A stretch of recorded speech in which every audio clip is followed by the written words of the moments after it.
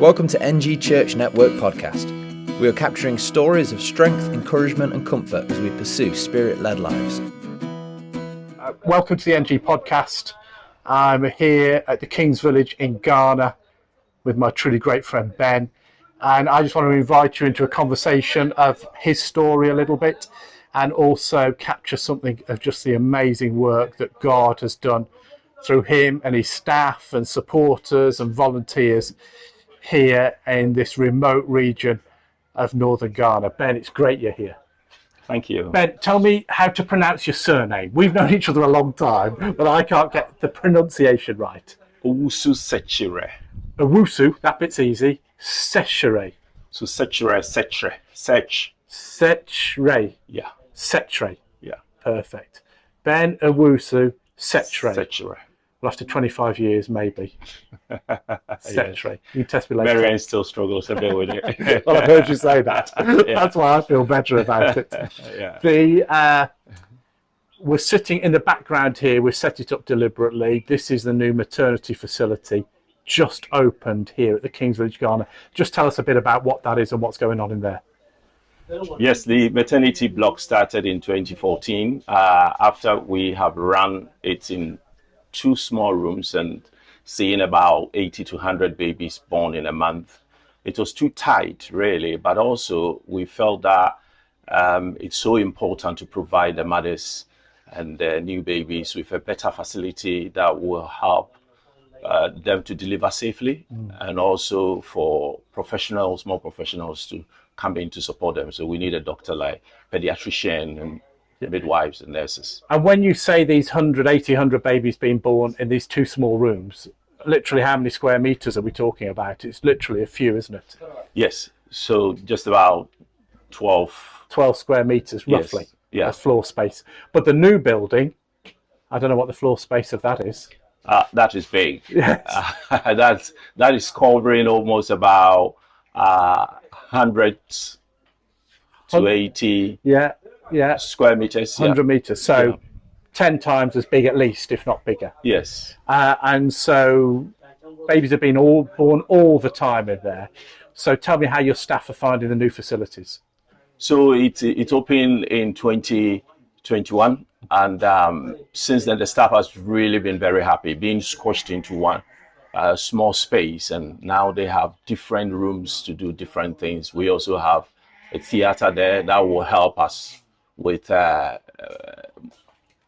room to operate. So basically they're very, very happy. Brilliant. And so the staff are genuinely thrilled. They've got this new facility and they're pleased that it's a better work environment, but my sense is they're just delighted because of the increased safety for mothers and babies. Yes, we're really, really very grateful for the space that they have now, and also a very nice environment for the mothers and the children when they are delivered. And are there facilities like this all over northern Ghana, or talk about how this differs from what else is there? So basically this is going to be one of the best in the whole of northern region. We probably comparable to the teaching hospital. Taking out the teaching hospital probably will be the best in northern region. Yeah, amazing. Amazing. And when I was doing some stats before coming out, I saw that it's 30 times more likely that a baby dies being born in Ghana or northern Ghana than it does in the UK. And yet you guys are trying to do something about that. Yes. It shouldn't be that way, should it? No, not at all. When we started here, we have almost about 140 children dying per every 1,000 live birth. Yeah. That was very high. Now, generally in northern region, it's come down to about 94. Yeah. But it's still very high. It needs to go down. It shouldn't be right that it's more safe for my children to be born in the UK than a villager's child here in northern Ghana. It's not right. Definitely. It's not right. So let's talk about you for a bit. So tell me how you came to faith, Ben. How did you become a Christian? So I was born into a Christian family. My mom was very strong Christian. And growing up, I, got my first spiritual experience when I was about 9 years. And I was sent to my father. My mom and father broke up, and then I was sent to my father to live with him. And it was really very difficult. They didn't really have anybody to talk to where we were living. There were no children to play with when I come back from school. So I really took to reading. So a really lonely phase in your childhood. Yeah, in my childhood. And I took to reading, and I read the Bible a lot. And that was, to me, my comfort. Then when I went to secondary school, just before I wrote my O-level, I experienced, spiritual rebirth, I would say, when the Scripture Union in the school reached out to me, and they spoke to me about Christ, and then began to talk to me about being born again. Yes. And I gave my life to Christ at that time. And for you, was it an intellectual decision? Did you have an emotional experience? What was the experience of you giving your life to the Lord? It was both, really, an intellectual decision and then also an emotional one, to really feel a sense of the presence of the Spirit. Because when I confessed Christ as my Lord and Savior, they just told me I have to receive the Holy Spirit baptism.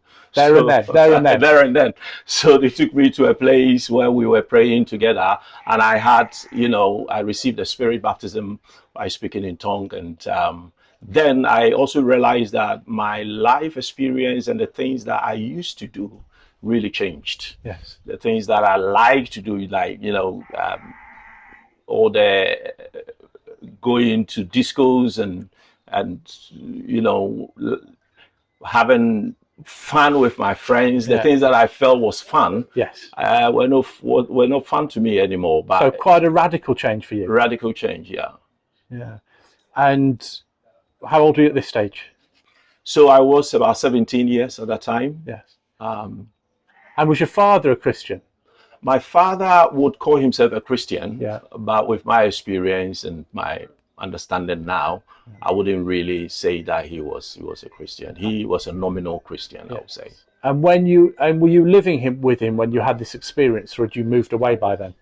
I had moved away by then, and that was about 4 years after I moved away to secondary school. Okay. I was in a boarding school with other students, so. A lot of Ghanaians for secondary school go to boarding school, don't they? That's common here. Yes. And so there was a Scripture Union work in the boarding school, wasn't there? Yes. The Scripture Union were very active in the schools. They are still active, and I think that they do have a lot of good work amongst young people of my age. So they introduced you to Christ in a real and fresh and new way, it sounds like. Yes. So then roll on. What happened next? What was another landmark in your journey? So after I finished sixth form, my uncle invited me to a church meeting. Yeah. And that was a new church that was starting in Kumasi, which is called Living Waters Chapel. And after I've joined the church, it was established by an American missionary. And there was one particular man who was working for the American missionaries, who was a Muslim in northern Ghana and became a Christian, and then became their steward. And so when they were coming down from northern Ghana, they had worked in northern Ghana for over 30 years as missionaries. Yes. And they were coming to Kumasi, and he came alongside with them. And he had a huge impact on my life, basically watching him, how he served, and how humble he was. And then we formed a prayer team together. And we used to pray every Tuesday for missions. Every week? Every Tuesday we used to meet. And how many was in your prayer team for missions? We were about 15 people, and it was led by a couple from the UK who had links with Christian Center at the time. Yeah. And they were leading the prayer team. Yeah. That's Steve and Joy Long. Yes. And so you'd pray, you called that prayer hour something, didn't you? Or...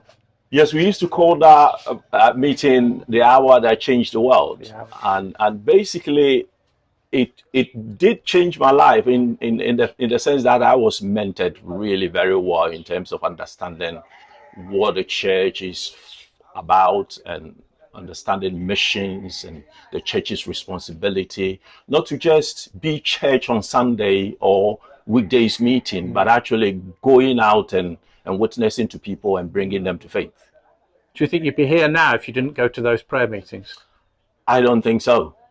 True that I had a lot of, experiences where we travel out and did hands-on missions work and witnessing to people and following them up, and visiting them and encouraging them in faith and seeing people grow in faith is really very amazing.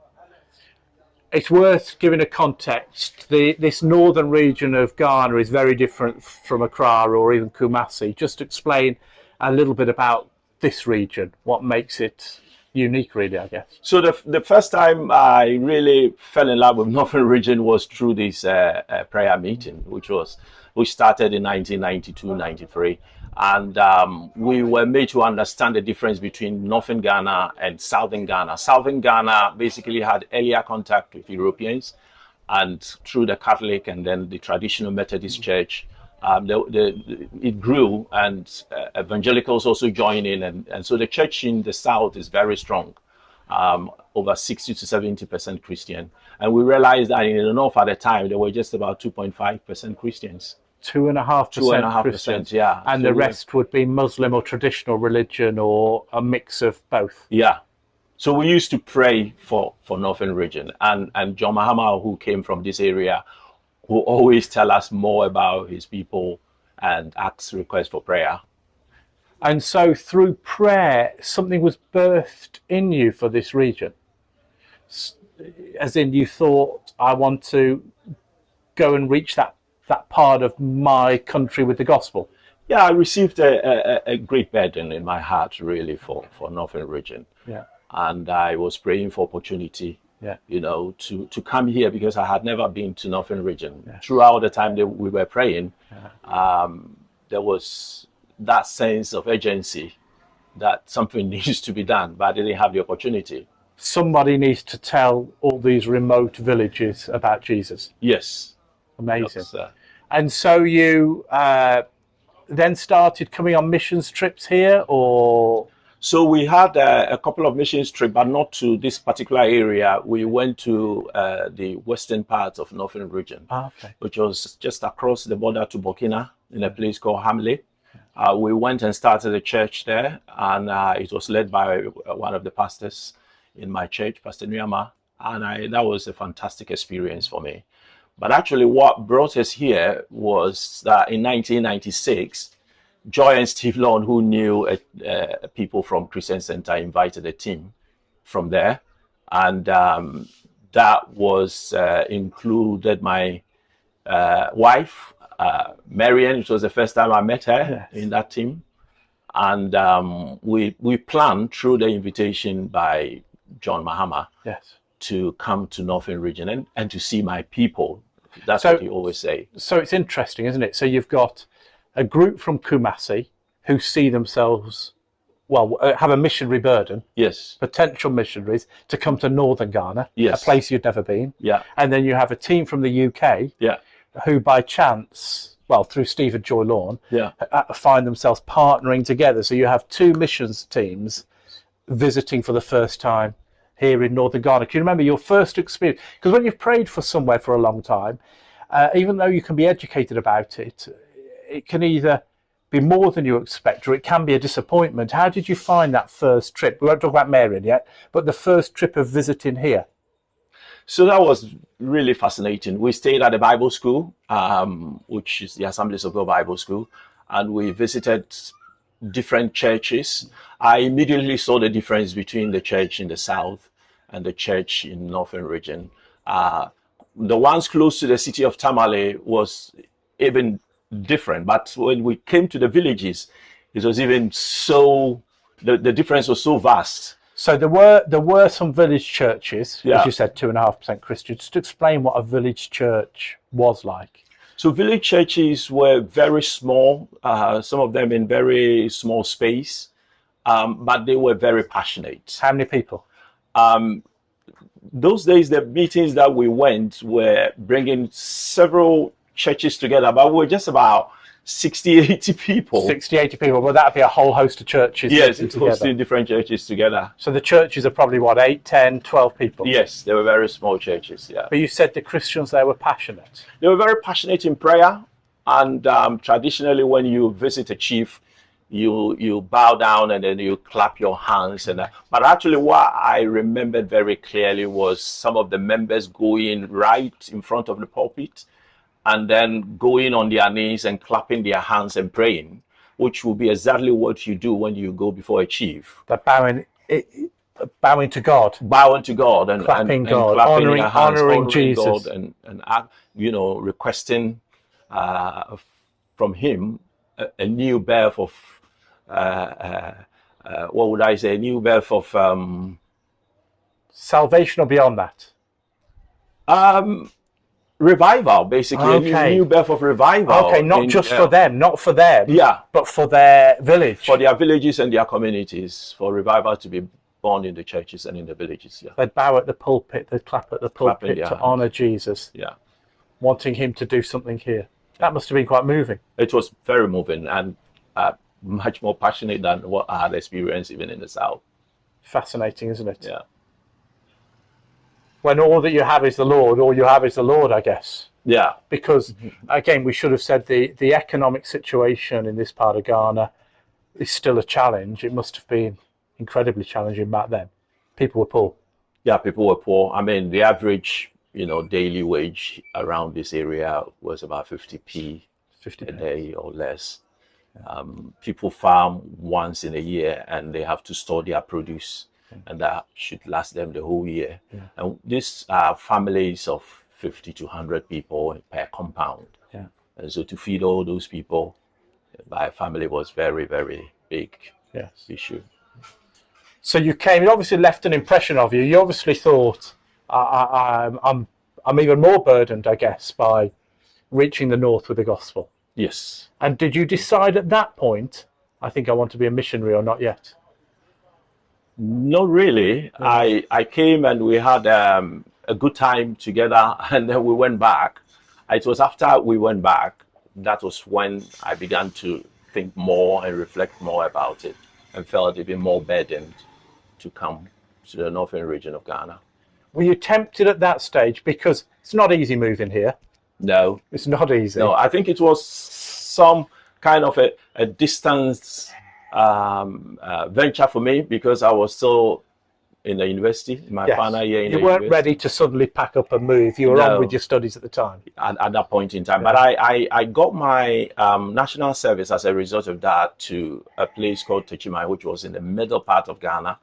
And that was the first time I had come, that far. So you were trying it out? In a sense.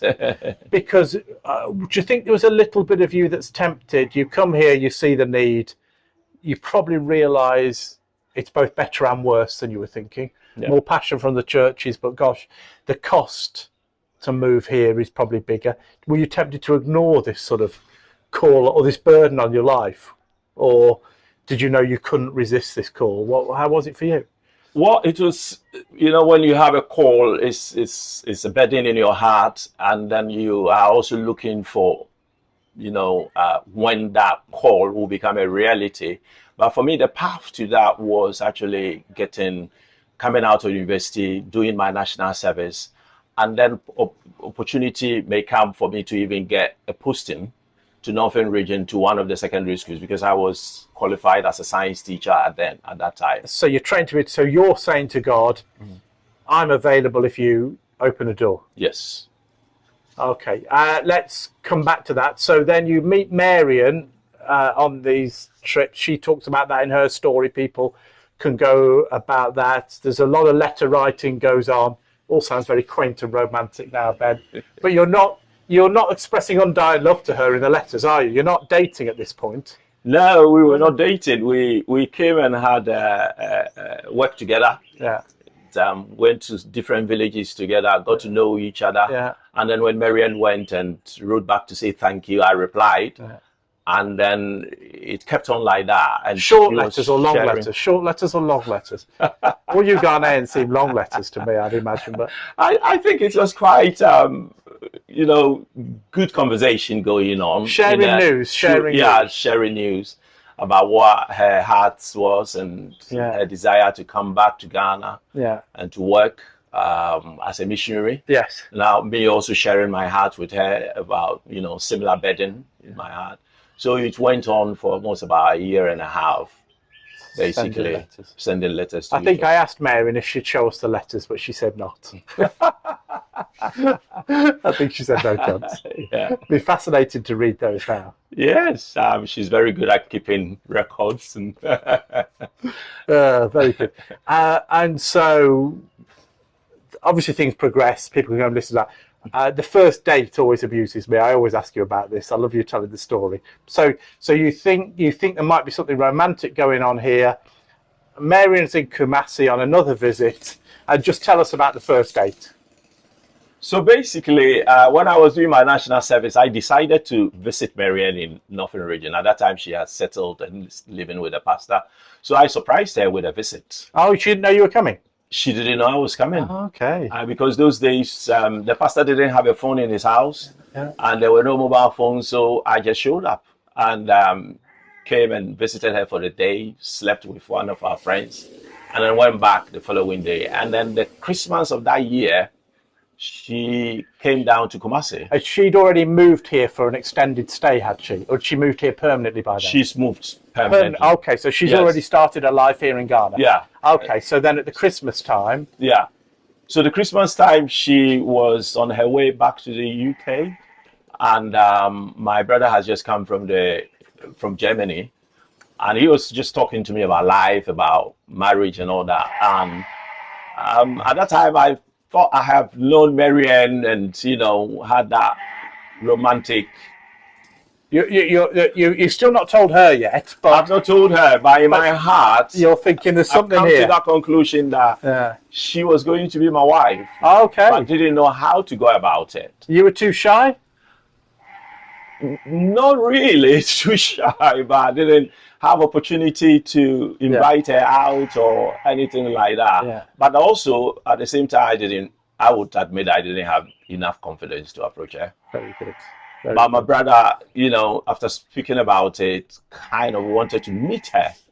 And then he drove me and my mom and my sister to go and look for Marianne. So she thinks she's going for a nice, quiet meal with this handsome Ghanaian man, quiet, intimate meal. And you brought the whole family? I brought the whole family to first meet her. Yes. And then because they're all in the car. They're all in the car. All in the car. And then I invited her to come out with me. So she came and then I invited her to my house. And we drove back.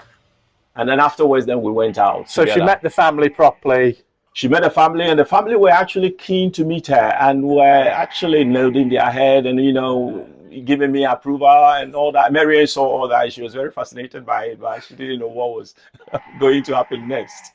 Exactly. The family dynamic is just such a different cultural experience to the UK, isn't it? Yes. That's so you then go and have a meal. Yeah. How long was it before you asked her to marry you?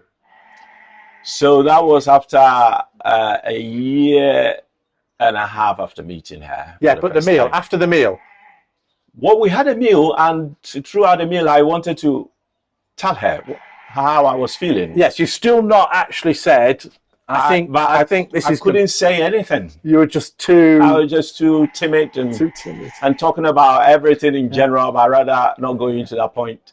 And then after we finished eating, I realized if I don't say it now, I might not see her for a while. Yeah. So I invited her to go around the place where we were for window shopping. Yeah. And then after the window shopping, this was about maybe an hour after we finished eating. And then I popped the question. And the question, what are you saying? Are we dating? Are we engaged? Are we? What question are you asking her? So basically, going back to the first time we met, and then our relationship and friendship. Okay, so you tell the stories. Okay, so you recount a bit of history. A bit of history. Okay, but when you get to the question, what's the question then that you asked? So the question was that I have felt God has brought us together, and that God wants us to become a man and a wife. And I said whether she will marry me, and she said yes. Amazing. Yeah. Thank God. Thank God. Thank God. Amazing. But it's great, isn't it? First date with the family, then a meal, then a proposal, all within date number 1. Yeah. took you a while, but you didn't Or hang maybe around when you... date number 1.5, because I've come up to visit her. Oh, okay, okay, date 1.5. Yeah. Date 1.5. No, amazing. Which was technically not a date. Yes, yes, date 1, I think it is, Ben. Yeah. And so anyway, so you get married and you decide, well, I haven't got time for all that, but you decide that you're going to base yourselves in northern Ghana. You both feel called to this part of the world. What did you arrive here with between the two of you? What did you buy a house here? Did you have a car? What did you have when you started married life here? So basically, I proposed to her in December 2007, and then visited the UK the spring of 2008, and then we got married on the 5th of December. We had planned to come and live. At that time, she was living with a pastor, so she didn't have a place. She was renting a room. She was not really renting. She was okay. just being hosted by the wow. pastor. Wow. So when we got married, we decided that we would rent in Tamale and live here and work. And so Marian has to do a lot of work with her house back in the UK.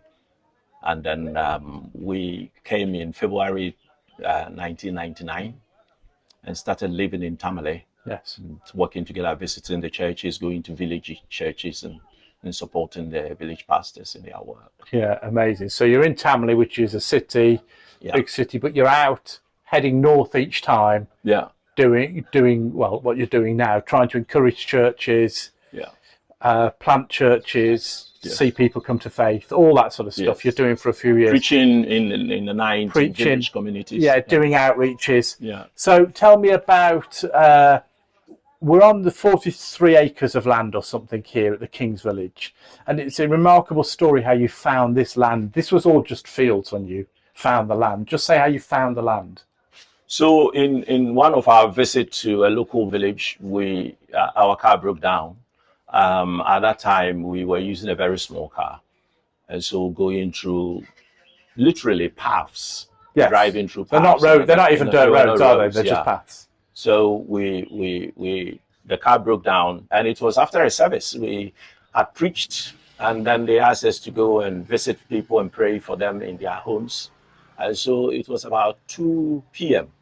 when we came and decided to drive back to Tamale, and the car wouldn't move. The steer got locked. Okay. And there was nobody to help us. I didn't know much about vehicles.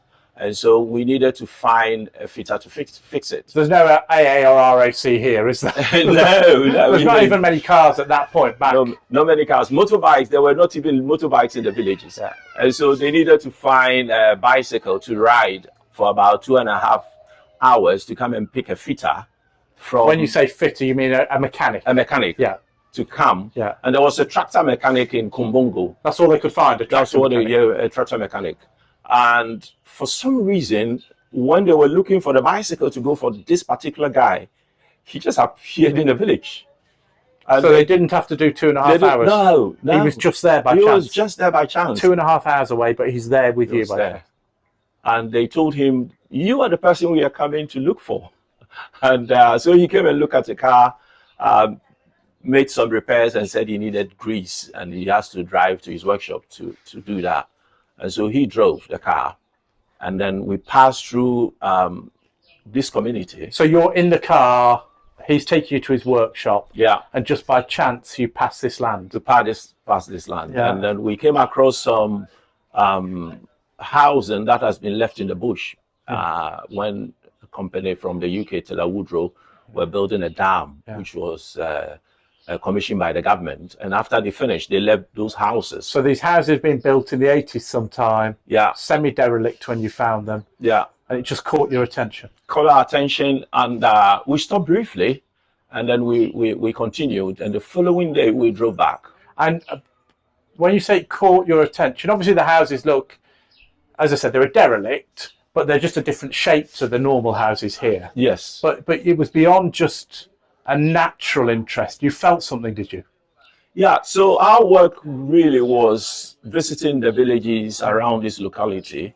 And so living in Tamale and driving here all the time, we felt at that time that this is a very nice place, even though the houses were derelict, quite close to the villages we were visiting. So it was at the center of our ministry of activity. And so that actually attracted us to come back and investigate more. You see how the story here sounds to me, don't you? This is like, so you've got you who's got a pretty nice life in Kumasi, has a burden to move to the northern region. That's already a challenge, but you find yourself in Tamale, which is a challenge from where you were in the city. And then suddenly now you're saying, we feel we're going to go and live in a derelict house. If we add Marian's story into that, she's lived in a thatched home in Suffolk, leafy Suffolk at some point in her past. And then suddenly you decide we're going to go and live in a derelict house in a field, which is all it was. And the only thing surrounding you was a couple of other derelict houses. Did you think you'd lost your mind? Well, most people thought so. but I think it's the Spirit leading us, guiding us a step at a time.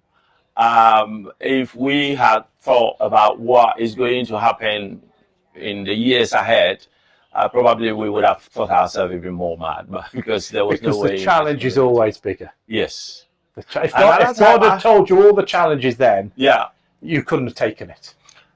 I think God always goes on a journey with people, and He, a step at a time, and He gives you, a burden. But at the same time, He guides you as to, what at that time we were not even thinking about fields. We were just excited to find a place like this, where there is potential. There is electricity line, water, but completely out of the main city. You wanted to be in the heart of these rural communities. Yes, rural communities. Let me just backtrack a sec, just for anybody. There might be people listening to this who are wondering about heading out on the mission field. I think what you said a moment ago is really interesting. That, okay, have dreams for the future, but trust God to take you on the next step. I think my question is, what is the next step for you? Short-term mission visit, slightly longer-term mission visit, speak to people. Just trust God with the next step. Do something. Stop dreaming about the future. Just go and do something. Would you agree with that? That's exactly, because I am from in Kumasi, the opportunity given to me in the church, my involvement with the missions prayer and evangelism, and then for Marian as well, the opportunity given to her in Tobo Street.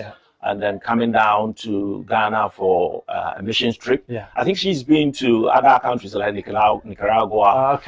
So that was gradual process of building us up, burdening our heart, helping us to understand, all that came together. And so when we saw this place, we did not even think that it was remote. To us, it was a very nice place to move to. A few people might have come and thought us mad, but we didn't think about that. I commend you.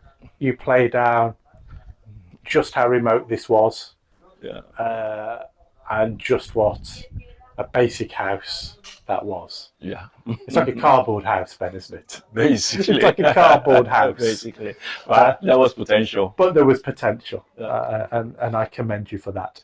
So, if I was to cut you open, you bleed church planting, don't you?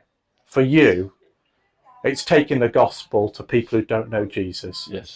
And you seem as passionate about that today as you were 30 years ago. Why is that so important? We've got the hospital, we've got the maternity, we've got the schools, we've got wells that you're drilling, we've got the nutrition centre, we've got the mental. All this is really important. But why is church planting, reaching these villages with the Gospels, why does this matter to you? I can tell this is your thing, isn't it? So basically, in praying for missions and praying for Northern region, and also looking at the command that Christ gave to us in Matthew 28:18 to 20, and having a sense of hands-on experience in serving God in that direction, it gave birth to something within that has never gone away. It's basically what drives us. And where we are, we think that we are a base for missions to flourish. We're like the base camp for the army when they're going into new territories where people go ahead of them. And we see rural communities as much open to the gospel, but we are always focused and concentrated in the city. Basically, just like the way the church worked in Acts chapter 1, verse 8, he said, "You will be witnesses of me in Jerusalem, in Judea, Yes. to the utmost parts of the world." Yeah. But I think we've been so long in our Jerusalem and perhaps our Judea, but we have not really been focused on going to the utmost part of the world, because that is not a place where a church could easily start and then you have a base and a foundation.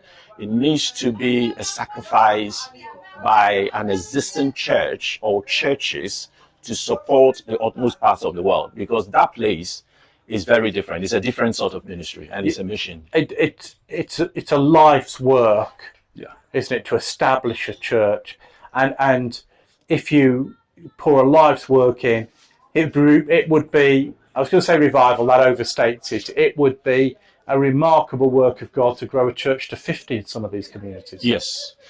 And that's not the world we live in when we promote church planting, is it? You know, that you told me about an offering in a church the other day. Somebody came to your church and you asked another pastor what was the typical offering they receive. What was the amount you said? I just can't remember. So this is the church that we visited and had that experience where we then came to this new community. A new pastor has been sent there, and he lives here with us. His wife works in the hospital. Basically, his wife's income is the whole family income. Yeah. And this is basically a cleaner's income. Yeah. And so I asked him, how much does your church support you? What is your church's offering? Yes. And he told me that in a month, it's about 12 CDs. 12 CDs. And for people listening in the UK, the exchange rate as I sit here now is 14 CDs to the pound. Yeah. So we're talking an offering of 80 to 90 pence per month. Yeah. Per month. And that's probably a little low, but that's probably not unusual for many village churches. Yeah. So the King's Village is a resourcing centre. You offer jobs for bivocational pastors. Yeah. You offer jobs to wives so the pastors can spend more time pastoring. Yeah. So you see yourself as a sending hub from here out into the villages. That's correct. Yes. And if somebody said to you, you can do all the rest of it, the hospitals, the schools, the healthcare, the boreholes, but you can't do the church planting, what would you say? We've done some church planting, even though it's hard. Yeah. We've done about 12 different churches in rural communities. I think it's a combination because what you may ask, why did we even establish a hospital and a school? Yes. In a location like this? Yeah. And it was because in our visit to all these communities, we tend to have people asking us about their needs. Yes.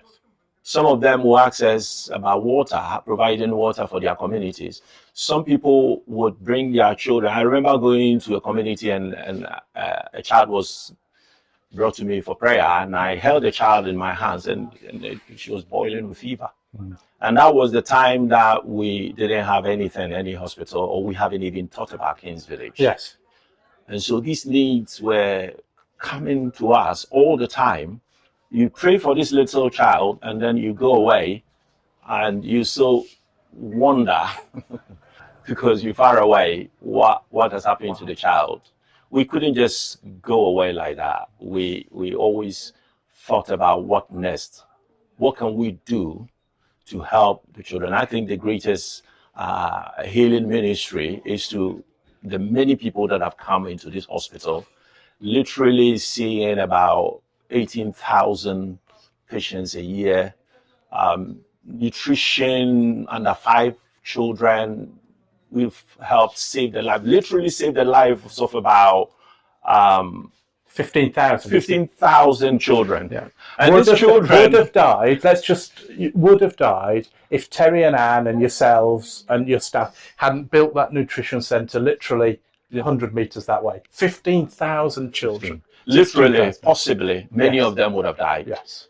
Yes. Many of them would have died. I saw a child yesterday who would have died clearly without the food that's supplied there.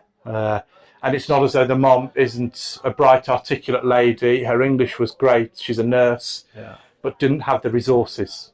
Just needed the resources to save even the child's life. The knowledge to help their children, the right kind of food to combine at what age is a problem. So for you, the gospel is the coming of the kingdom of God is healthcare, it's fresh water, it's education, but it's also the preaching of the gospel. And it's also an open door, yes, a channel.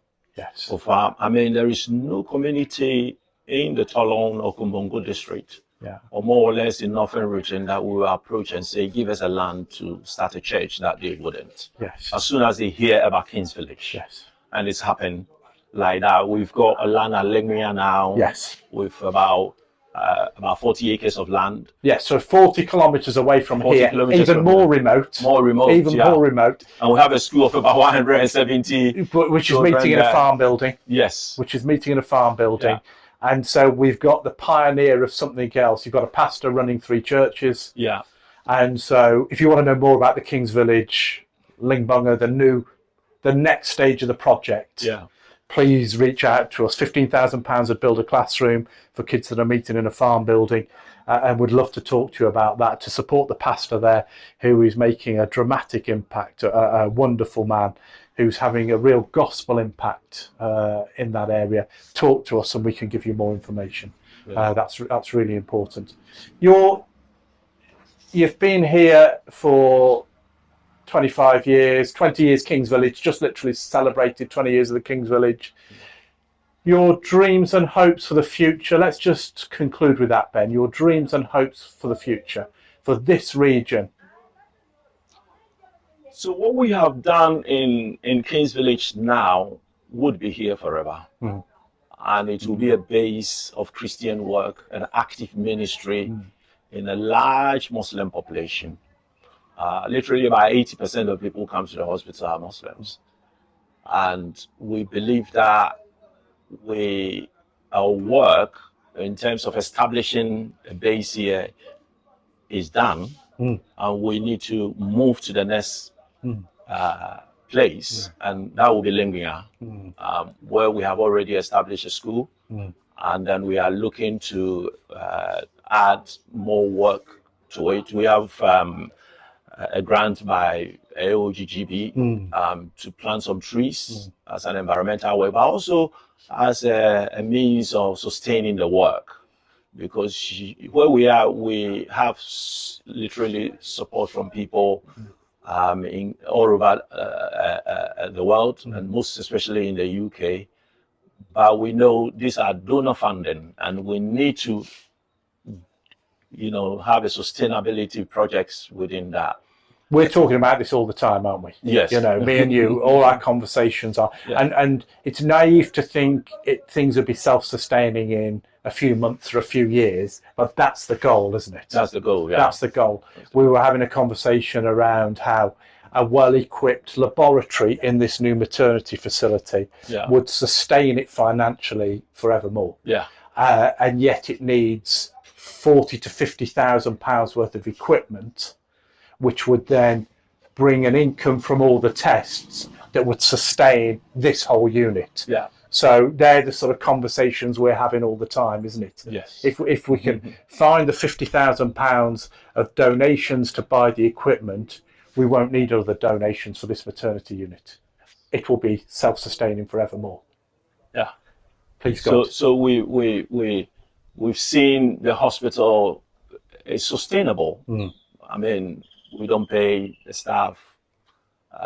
We don't use donor funding to pay the staff. No. It runs itself. And so whatever comes out as a payment by the government and by the individuals who comes to the hospital goes to buy medicines and put it back in.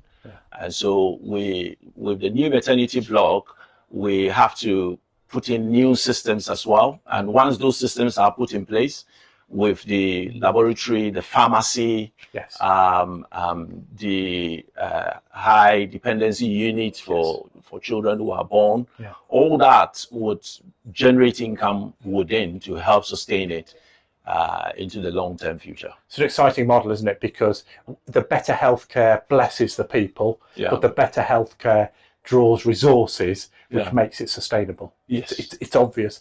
We know it's not going to happen today or tomorrow, but we are continuing to look for partners and donors that see that this is a truly special project. Every pound given, every dollar given, every CD given goes into something that's quite special here. The beauty of it as well, I'd say to people from the UK, if you're interested, come on a visit with us. Come and walk around this building behind us, see how your donations are truly saving lives. We should have asked how many babies have been born in the hour or so we've been doing this, because there'll have been babies being born in that building while we're talking, you know, which would have otherwise been born in a really remote, potentially unsafe location. Anything else you'd like to say as we conclude, Ben? Before you conclude, I'd want to say that it's always a joy, a privilege and an honour. You and Marion are anointed by God to do this incredible work, and everybody who comes is in awe of what you've done, and we just want to keep cheering you on, supporting you, and know that we wish we could be here in person far more, but we are certainly with you in spirit and in heart. Thank you. Over to you to conclude. Well, I wish to say a big thank you for everybody who has believed in us, believed in our ministry. Initially, it sounded like kind of a romantic story, Marianne coming down to Ghana, meeting a Ghanaian, marrying. But what the church and individuals and partners right from the beginning have stood with us and helped us. Without them, we wouldn't have come this far. We would have been stuck out in a very remote place and, you know, alone. And that is what the church is about. The church is to stand together with missionaries, support them. Because I think we probably may say not many missionaries are being called in our days. Because once you're called into missions, you think about all that. You think about your family. Now we are family. And without all these partners, we wouldn't be able to stack out here. Yeah. I know God would have used different ways of supporting us, but it's really been incredible to see people believe in us and stand with us and work with us. And anytime we come out with a vision, it seems like a long distance dream, but step by step, with partnership, you see it happening. You see the first block being laid, and then you see the roof on it, and then you see people starting working in the building, and just exactly what has happened with this building. And I'm really, truly grateful to all those who have stood with us and believed in us, made sacrificial donations to help us to accomplish what we've done. So God bless you. And may God, multiply whatever you have given, press it down, shake it together, and pour it back to your families in different ways.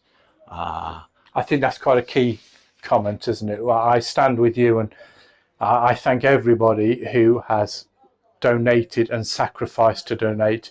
Genuinely, we're eternally grateful. God sees your sacrifice, and we know the cost.